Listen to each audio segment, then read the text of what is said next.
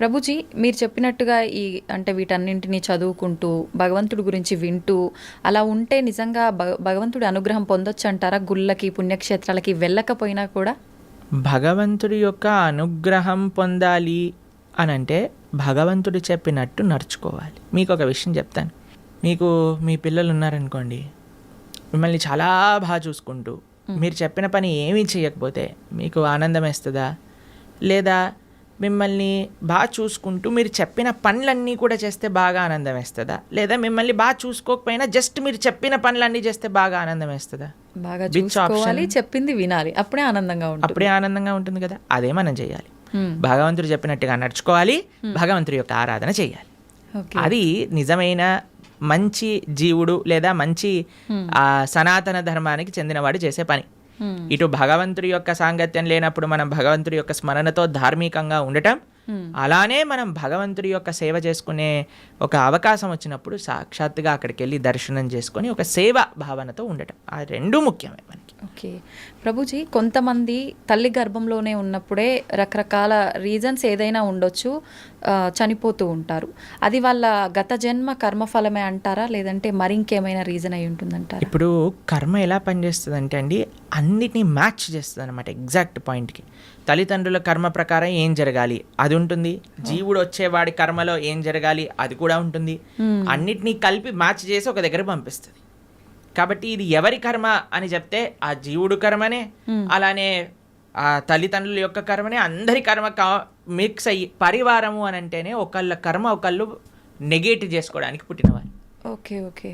కాబట్టి ఇప్పుడు ఈ జన్మలో భార్యాభర్తలు పిల్లలు ఎలా వచ్చారండి, ఎవరు చూస్ చేశారండి, మాకు ఎవరు పిల్లలు పుడతారని ఎలా మనం ఎలాంటి ప్రభావంతో మీరు ఎవరికైతే రుణం ఉందో, ఎవరైతే మిమ్మల్ని పోయిన జన్మలో పెంచారో వాళ్ళకి మీరు మళ్ళీ పిల్లలుగా పుట్టారనుకోండి, వాళ్ళని పెంచి ఆ రుణం పోతుంది అనమాట. లేదు మీకు ఎవరైనా శత్రువులు ఉన్నారనుకోండి, వాళ్ళు కూడా పిల్లలుగా పుట్టచ్చు. ఎందుకంటే వాళ్ళకి మనం చేసిన అపచారాలన్నీ కూడా వాళ్ళు ఇప్పుడు మనతో చేసి మన కర్మ నెగెట్ చేస్తూ ఉంటారనమాట. కాబట్టి అది ఒక పెద్ద కాంప్లికేటెడ్ కార్మిక్ సైకిల్. అది ఎవరి కర్మ ఎగ్జాక్ట్గా అని చెప్పటం, అందరి కర్మ కలిసి ఒక కుటుంబం ఏర్పడుతుంది. ఒకళ్ళనొకళ్ళ కర్మ ఒకళ్ళనొకళ్ళు నెగెట్ చేసుకుంటూ ఉంటారనమాట. అది కుటుంబం అంటే.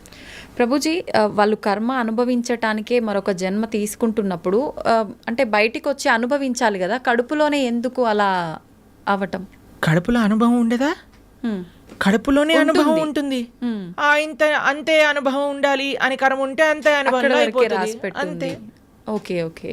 కాబట్టి జీవుడు తల్లి గర్భములోకి వెళ్ళిన మరుక్షణం నుంచి కాన్షియస్నెస్ స్టార్ట్ అయిపోతుంది, డెవలప్ అవ్వటం అని చెప్తారనమాట. కాబట్టి గర్భస్థ నరకము అని అంటారు. ఇప్పుడు చూడండి, అమ్మ ఇప్పుడు మీరు రెస్పాండ్ అవ్వటం, ఇప్పుడు ప్రహ్లాదుడు గర్భంలో ఉన్నప్పుడే కదండి భగవంతుడి గురించి విన్నది. అవును. పిల్లలు అందుకే చెప్తారు, ఎప్పుడైతే కడుపుతో ఉంటారో అప్పుడు మంచి విషయాలు వినాలని, రామాయణ భాగవతాలు వింటూ ఉండండి, అప్పుడు పుట్టేవాడు మంచి భక్తుడుగా పుడతాడు అని. ఎందుకంటే వాడి లోపల కాన్షియస్నెస్ ఉంది కాబట్టి, వాడు అనుభవిస్తున్నాడు ఏది మంచి ఏది చెడు. అందుకే అమ్మని జాగ్రత్తగా ఇది తినకూడదు ఇవి తినాలి అని ఎందుకు చెప్తారు అని అంటే, వాటి వల్ల ఆ పిల్లవాడికి కూడా ఆ రకమైన బాధ కలుగుతూ ఉంటుంది, లేదా ఆ రకమైన ఆనందం వస్తూ ఉంటుంది అని. కాబట్టి లోపల కూడా వాడు అనుభవిస్తూనే ఉన్నాడు జీవి. ప్రభుజీ, భగవంతుడి అనుగ్రహం అనేది ఇప్పుడు మామూలుగా చెప్తుంటారు కదా ప్రభుజీ, మగవారు ఇంట్లో యజమాని చేసే పూజ వల్ల ఎక్కువ ఫలితం ఉంటుంది, కుటుంబానికి మొత్తం చెందుతుంది. ఆడవారు చేసే పూజా ఫలితం అనేది తనకొక్కతి మాత్రమే చెందుతుంది అని చెప్తుంటారు. ఇది నిజమేనా ప్రభుజీ? ఒకవేళ హస్బెండ్ చేసే పుణ్యంలో 50% భార్యకి చెందుతుంది, భార్య చేసే పుణ్యంలో నయా పైసా హస్బెండ్కి రాదు. హస్బెండ్ చేసే పాపంలో 50% భార్య చేసే పాపంలో 50% హస్బెండ్కి చెందుతుంది, హస్బెండ్ చేసే పాపంలో నయా పైసా భార్యకి రాదు. ఓకే. కాబట్టి ఇలా చూసుకుంటే ladies are more fortunate in one sense. కాబట్టి యజమాని ఎందుకు జాగ్రత్తగా నువ్వు ధార్మికంగా ఉండాలి అని చెప్తున్నారంటే, ఎందుకంటే వాడే ఎక్కువ ట్రిత్లో ఉన్నాడనమాట. వాడు చేసిన దానికి చేయని దానికి అనుభవించాల్సింది వాడే, కాబట్టి జాగ్రత్తగా ఉండు అని చెప్పేది. కాబట్టి మనం ఆరాధన అంటే ఏదో ఇప్పుడు చాలా మంది ఆడవాళ్ళు పూజ చేయాలి, మగవాళ్ళు పూజ చేయకూడదు, మగవాడేమో కాఫీ తాగుతూ పేపర్ చదువుతూ కూర్చుంటాడు అనమాట. అది కాదండి. ఫస్ట్ మగవాడి బాధ్యత. మీకు విషయం చెప్పాలా, వైదిక ధర్మంలో వంట కూడా మగవాళ్ళే చేసేవాళ్ళు, ఆరాధన కూడా మగవాళ్ళే చేసేవాళ్ళు. మీకు విషయం చెప్తాను, కొన్ని సంవత్సరాల క్రితం కానీ మనం వెళితే చరిత్రలో బయట ఇల్లు ఊడ్చి తూడ్చి ముగ్గులేయటం కూడా మగవాళ్ళే చేసేవారు. మరి ఇప్పుడు ఎందుకు లేదు ప్రభుజీ ఆచారం?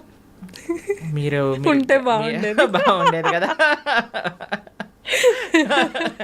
కానీ ఇట్ ఈస్ నాట్ ఆడవాళ్ళ పని పూజ అనే నోషన్ ఫస్ట్ పోవాలి.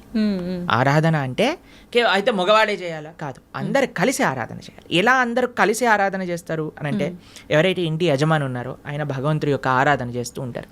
మరి ఇంట్లో ఉండే స్త్రీలు ఏం చేస్తారు? వాళ్ళు చక్కగా భగవంతుడికి నైవేద్యములు తయారు చేసి, భగవంతుడికి పూలమాలలు తయారు చేసి, భగవంతుడికి వస్త్రాలు కుట్టి వీళ్ళు ఆ సేవని సమర్పణ చేస్తారు. పిల్లలు ఏం చేస్తారు? బయటికి వెళ్ళి పూలు, తులసి ఇవన్నీ పట్టుకొని వస్తారు. ఏదైనా రూమ్లో ఆ నాన్నకి అమ్మకి, అమ్మ అక్కడ వంట చేసి ఇక్కడికి వచ్చి అందించి భగవంతుడికి నివేదన చేయడానికి ఇస్తూ ఉంటారు.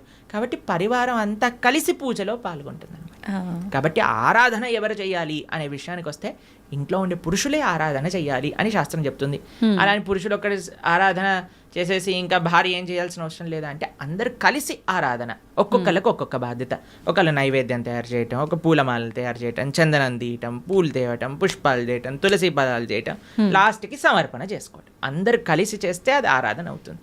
అందుకే ఆ family that praise together stays together అని అంటారు. అది చాలా ముఖ్యం. You should pray together. ఒకడు వెళ్ళిపోయి పూజ చేసుకొని వెళ్ళిపోతాడు, దాని తర్వాత ఇంకొకరు వెళ్ళి పూజ చేసుకొని వెళ్ళిపోతారు, అలా కాదు. Everybody should together do it అనమాట. అది ముఖ్యం.